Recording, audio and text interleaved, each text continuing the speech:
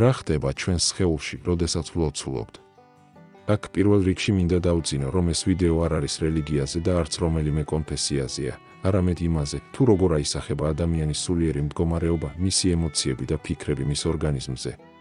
კონცენტრირებული, არა ზედაპირული, არამედ ფოკუსირებული ლოცვის დროს ადამიანი ამ პროცესში მთლიანად ჩაღრმავებულია, ფიქრებით მოწყვეტილია გარემოს და მხოლოდ ღმერთთან ურთიერთობს და ამის გამო ის სიმშვიდეს, იმედს და ნუგეშს შეიგრძნობს.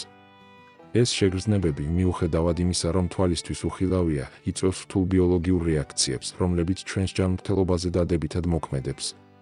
მეცნიერების მიერ გამოკვლეულია, თუ როგორ აისახება ეს მდგომარეობები ჩვენი ფიზიკური და სულიერი კეთილდღეობის გაუმჯობესებაზე.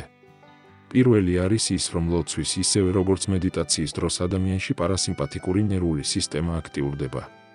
ეს ხატოვნად რომ ვთქვათ, შინაგანი სამოთხის მდგომარეობა, რადგან მისი საწინააღმდეგო სიმპათიკური, ანუ სტრესის, ნერვიულობის, ბრაზის და სხვა უარყოფითი, თვითგადარჩენისთვის აუცილებელი, ეგრეთ წოდებული გაიქეციან შეებრძოლი სისტემა გამორთულია. ამის მაგივრად ჩვენი ორგანიზმი სხვა მოდულშია გადასული, გააქტიურებულია პარასიმპათიკური ნერვული სისტემა. ეს სისტემა კი ორგანიზმს მოსვენების, ორგანოების კვებისა და აღდგენის რეჟიმში რთავს. ანუ მშვიდი მდგომარეობის დროს პარასიმპათიკური სისტემა დომინირებს. სამ ეფექტს გამოვყოფდი. პირველი არის ის, რომ გულისცემა ნელდება, მისი ცემის რიტმი ნორმალიზდება და რიტმული ხდება.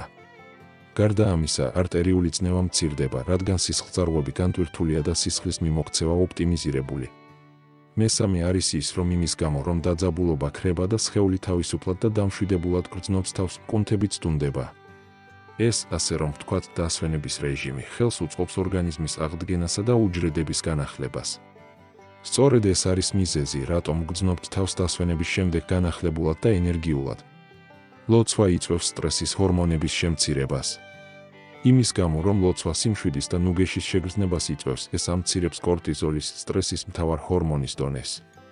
ქრონიკულად მაღალი კორტიზოლი კი დაკავშირებულია ისეთ პრობლემებთან, როგორიცაა დასუსტებული იმუნური სისტემა, ანთებითი პროცესების გაძლიერება, ძილის დარღვევა, გულისა და სისხლძარღვთა დაავადებების რისკის ზრდა.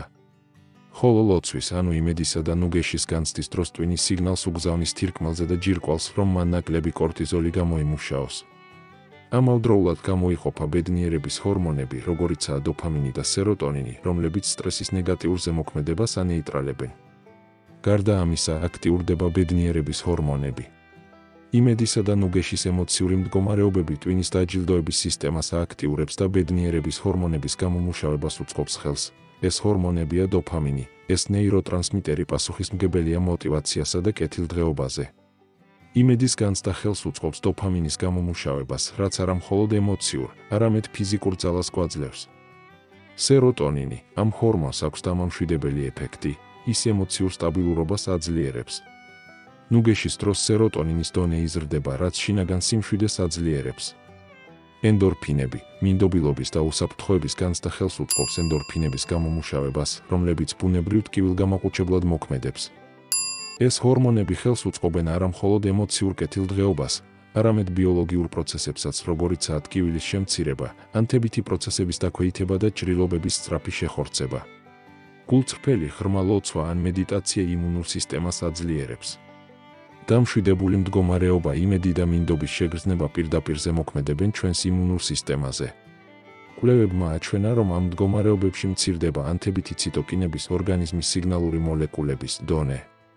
ამავდროულად იმუნური უჯრედების აქტივობა იზრდება, მაგალითად აქტიურდებიან T უჯრედები, რომლებიც ვირუსებსა და სიმსივნურ უჯრედებს ებრძვიან. ასევე აქტიურდებიან ეგრეთ წოდებული ნატურალური მკვლელი უჯრედები, ანუ NK უჯრედები, რომლებიც ორგანიზმში პატრულირებენ და მავნე, უცხო ორგანიზმებს გასანადგურებლად ეძებენ და ვირუსებსა და კიბოს უჯრედებს თავს ესხმიან და კლავენ. ეს უჯრედები ინფექციების წინააღმდეგ ჩვენს პირველ დამცავ ხაზს წარმოადგენენ. იმედი, ანუ შეგრძნება, რომ ყველაფერი კარგად იქნება, ფაქტობრივად იმუნური სისტემის ბუნებრივი სტიმულატორია, რაც ორგანიზმს დაავადებებისადმი უფრო მედეგსა და სწრაფად აღდგენას ხდის. ლოცვას დადებითი ეფექტი აქვს გულ-სისხლძარღვთა სისტემაზეც. იმის გამო, რომ ლოცვის დროს ადამიანი, თუ ის ამას მართლაც რწმენით აკეთებს, ღმერთს სულ ერთია, რომელი ღმერთის წამს მას, თავის გასაჭირს მიანდობს, იმედი აქვს, ჯერა რომ მას ამ გზით ეშველება. ეს რწმენა თავის მხრივ ამცირებს გამოუვალობისა და შიშის, სტრესის შეგრძნებას. სტრესი და უარყოფითი ემოციები კი, როგორიცაა შიში ანუ იმედობა, ხშირად ზრდის არტერიულ წნევასა და გულისცემის სიხშირეს, რაც გულის დაავადებების რისკს აძლიერებს. მშვიდი მდგომარეობისა და დაცულობის შეგრძნების დროს კი არტერიული წნევა მცირდება, რადგან სისხლძარღვები დუნდება, გულისცემის სიხშირე სტაბილურდება, სისხლის მიმოქცევა უმჯობესდება, რაც ორგანოების უკეთესად კვებას უწყობს ხელს. ამგვარად, გული პირდაპირ სარგებლობს მშვიდი და დაიმედებული მდგომარეობებით. საოცარია, როგორ მოქმედებს მედიტაცია ან ლოცვა ტვინის ფუნქციასა და მენტალურ მდგრადობაზე. როგორც ზემოთ ვახსენეთ, ამ დროს ნერვული სისტემა გადართულია პარასიმპათიკურ რეჟიმზე და შესაბამისად სტრესისა და შიშებისაგან თავისუფლდებით. იწყება ორგანოების კვება და შინაგანად ყველაფერი თითქოს იფურჩქნება. ტვინზე ეს იმითაც აისახება, რომ უმჯობესდება ნეიროპლასტიკურობა, ანუ ნერვებს შორის ახალი შეერთებების და ადაპტაციის პროცესი. განსაკუთრებით აქტიურდება შუბლის ქერქის წინა ნაწილი, რომელიც პასუხისმგებელია გადაწყვეტილების მიღებასა და ემოციების მართვაზე და ჰიპოკამპუსი, რომელიც მნიშვნელოვანია მეხსიერებისა და სწავლისთვის. პარასიმპათიკურ რეჟიმში, რომელიც ჩართულია მედიტაციისა და ლოცვის დროს, ტვინი უფრო ეფექტურად მუშაობს. უარყოფითი ფიქრების წრებრუნვა, რომელიც ხშირად შფოთვასა და სტრესს ახლავს, წყდება და გონებრივი გაწმენდისა და სტაბილურობის მდგომარეობა ჩნდება. ლოცვის დროს და კიდევ ვიმეორებთ, აქ ჩვენ აქცენტს ვაკეთებთ არა ამ მომენტის საკრალურ, არამედ ადამიანის ემოციურ ფიზიოლოგიურ მხარეზე, ხდება ემოციური განწმენდა და მადლიერების შეგრძნება სადგურდება. სიმშვიდისა და საკუთარ თავში ჩაღრმავების მომენტებში ჩვენ ფიქრებს ვალაგებთ და ვეყრებით ისეთ ემოციებს, როგორიცაა შიში ან მწუხარება. ამავდროულად დაიმედებულობა და მინდობის შეგრძნება, რასაც ადამიანი ლოცვის დროს განიცდის, მადლიერების გრძნობას აძლიერებს, ეს კი ძლიერი პოზიტიური და ჯანმრთელობისთვის ძალიან სასარგებლო განცდაა, რომელიც ამცირებს დეპრესიულ სიმპტომებს, ზრდის ცხოვრებით კმაყოფილებას, აუმჯობესებს საერთო კეთილდღეობას. მადლიერების განცდა ნუგეშის მდგომარეობაში მნიშვნელოვნად აძლიერებს ამ პროცესების დადებით გავლენას სხეულსა და გონებაზე. აქტიურდება თვითგანკურნების პროცესები. სიმშვიდის და ყველაფერი მაგრად იქნება შეგრძნების მდგომარეობების სტიმულს აძლევს ვაგუსის ნერვს, რომელიც პარასიმპათიკური ნერვული სისტემის ცენტრალური ნაწილია და უამრავ სამკურნალო პროცესს არეგულირებს. ვაგუსის ნერვის გააქტიურებით, უჯრედების განახლების პროცესი სტიმულირდება, ჭრილობები უფრო სწრაფად ხორცდება, ქრონიკული ანთებითი პროცესები მცირდება. ეს პროცესი ორგანიზმს ბალანსში მოჰყავს და თვითგანკურნების უნარს აძლიერებს. ალბათ გახსოვთ მარკოზის სახარებიდან სისხლის მდინარე ქალის განკურნების ამბავი. ქალი, რომელიც 12 წლის განმავლობაში სახლიდან ვერ გამოდიოდა, რადგან სისხლდენა ჭირდა, გაიგო რა რომ იესო იყო ქალაქში, დაიმედებული რომ ის უშველი და გამოვიდა. ბრბოში გზა ძალად გაიკვალა და გაწვდილი ხელით ქრისტეს სამოსზე მხოლოდ ოდნავ შეხება მოახერხა და განიკურნა. ქრისტემ, რომელმაც ამდენი ადამიანის შეხებიდან მხოლოდ მისი შეხება იგრძნო, რადგან მისგან რწმენის ენერგია მოდიოდა, მიუბრუნდა და უთხრა, რომ ის მის მარწმენამ გადაარჩინა. ასეთი მაგალითი ბევრია, როგორც ქრისტიანობაში, ისევე იუდაიზმში, ისლამში, სადაც ლოცვა ხშირად განკურნების საშუალებად ითვლება. წინასწარმეტყველი მუჰამედი ამბობს, მოთხოვთ ალლაჰს განკურნებას, რადგან ალლაჰი შთაგონებს ყოველი დაავადების განკურნებას. ჰინდუიზმში კი მანტრები და მედიტაცია განკურნების საშუალებადაა მიჩნეული.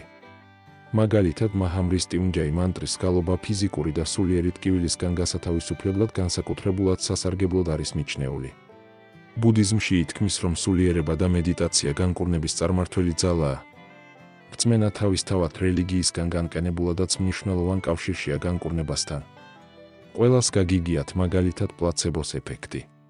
ეს არის ფენომენი, როდესაც მაგალითად თუ პაციენტი იღებს შაქრის აბს, მაგრამ მან ეს არ იცის, არამედ სჯერა, რომ ეს დაავადების სამკურნალო საუკეთესო პრეპარატია, მისი ჯანმრთელობის მდგომარეობა მართლაც შეიძლება გაუმჯობესდეს და ეს მხოლოდ ამ რწმენის გამო. ეს მექანიზმი აჩვენებს, რამდენად ძლიერ გავლენას ახდენს გონება სხეულზე და რომ რწმენა და მოლოდინი განკურნების პროცესში მნიშვნელოვან როლს თამაშობენ. გონება გავლენას ახდენს სხეულზე ფოკუსირებული აზრებისა და ემოციების მეშვეობით, რომლებიც ტვინსა და სხეულს ჰარმონიულად მუშაობისკენ უბიძგებენ. ნეგატიური ან შემზღუდველი რწმენების პოზიტიური და მიზანმიმართული აზრებით ჩანაცვლებით, ადამიანებს საკუთარი ბიოლოგიის ხელახლა პროგრამირება გარკვეულწილად ძალობს. ლოცვისა და მედიტაციის გავლენა ჯანმრთელობაზე ბევრად მეტია, ვიდრე უბრალოდ სასიამოვნო ემოციები. ეს არის მდგომარეობები, რომლებიც ორგანიზმს განკურნებისა და განახლების მდგომარეობაში აყენებს. კერძოდ სტრესის ჰორმონების შემცირებით, იმუნური სისტემის გაძლიერებით და თვითგანკურნების პროცესების გააქტიურებით, ისინი ხელს უწყობენ ერთიანი ჯანმრთელობის გაუმჯობესებას. ჯანმრთელად იყავით ქართველებო. გემშვიდობებით მომავალ საინტერესო ვიდეომდე. კარგად ბრძანდებოდეთ.